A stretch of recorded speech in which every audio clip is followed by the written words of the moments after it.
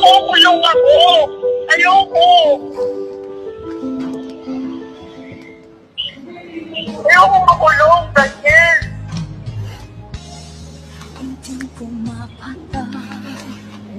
Bakit? Pirma nga tayo. Lagi naman kitang pinagtatanggol eh. Pero sa ngayon, hindi ko na muna kukonsintihin yung ginagawa mo para matuto ka. Pero wag mo naman gagawin na ipapasiport ko. Alam ko naman ang buhay ko. Bunay pa siya ko. Kung gagawin yun, ako inaasarwan na lang silang lahat.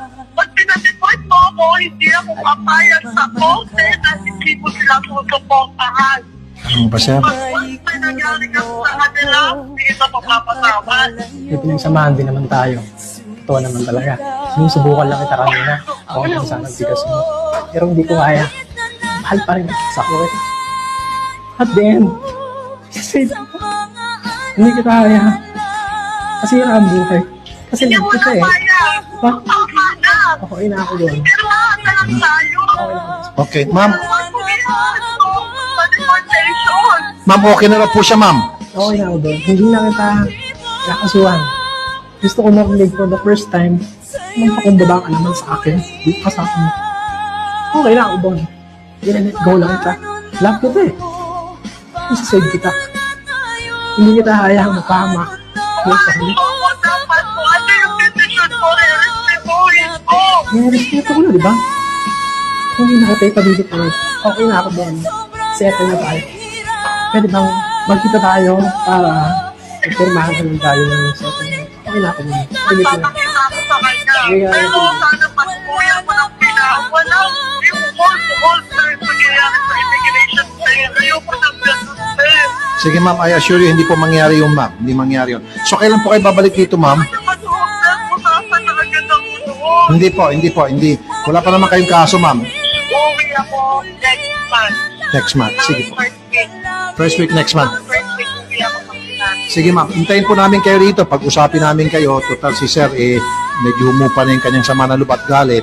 Mag-usap na lang kayo rito, tapos magpirmahan na lang kayo tungkol ho doon sa settlement. At isa na nga po doon, yung magpapile kayo ng annulment para malaya na kayo sa isa't isa. Ako, sir. Ano yung mamabalihan ko sa kanya? Kayo bang bumubuhay sa lola at lola nyo? Ako po. Ma'am, advice ko lang sa'yo, makabubuti po kung wag na ho kayo mag-post ng mga picture. Kung ano man po yung ginagawa nyo Sir. dyan sa Japan, it stays in Japan. Opo. Wag nyo na po iparating pa rin sa Pilipinas. Opo.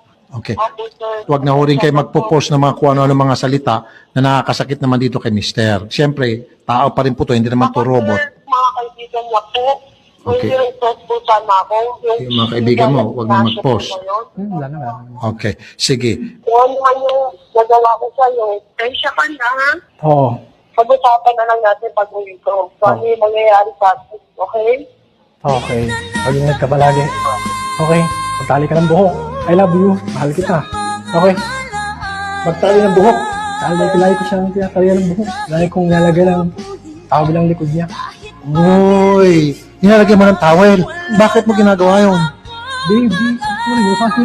Uy, tapos tinatalian mo yung buhok niya. Ay, Sinusuklayan mo. Wow. Ma'am, totoo ba? Sinusuklayan niya kayo? Ako, siya po yung nagsisimula. Pag nasa Pilipinas ako, Wow ito naman. na lang, Mish. Saklahin kita ulit. Kaya kita ng tali sa buhok. Yun yung request ko. Uy, Kaya ka na. aray ko, parang ako malalaglag nito. Naiyak na tong ano. Kung naman sila ako, destroy. titigil na tayo, okay? Oo, okay na yun. Sandali lang. Ikaw pa naglagay siguro ng mga ribbon, headband. Talihan ko siya. Talapos ko siya. Talihan. Pulutin ko siya. Wow naman, sobrang sweet naman. Baby, ang talagang turing mo, prinsesa, baby, lahat-lahat na. Ganun ba siya, ma'am? Sobrang sweet sa iyo? Opo, sir, pag ano, pag-uwi po ako sa Pilipinas, Pagbalik mo raw dito, tataliin niya ulit yung buhok mo. okay po, pag nagkita po kami, next month po uwi po ako ng first week ng August po. Sabi niya palagi, huwag mong pabayaan ng sarili mo. Wow po. Kahit malahan hindi na tayo magkasama.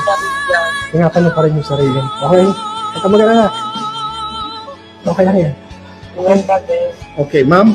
Maraming napaiyak dito si Mister. Pati yung mga staff ko napaiyak. Kasi na-touch sila. So, sir, okay ka na.